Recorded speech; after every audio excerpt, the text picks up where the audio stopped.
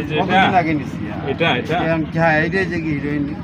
এটা কিনছো তুমি কয়দিন হলো? 3 দিন হয়েছে।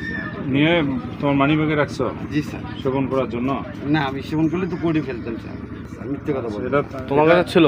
এটা তোমার কাছে ছিল না ভাই? দেখছেন তো সেবনও করি নাই আমি। তাহলে এরা স্যার এটা আমি মনে করেন না একজন করে জন্য নিছিলাম, কিন্তু তাকে দিয়ে দিতেও পারিনি। তাহলে তাহলে একজনকে দেওয়া মানে ব্যবসা।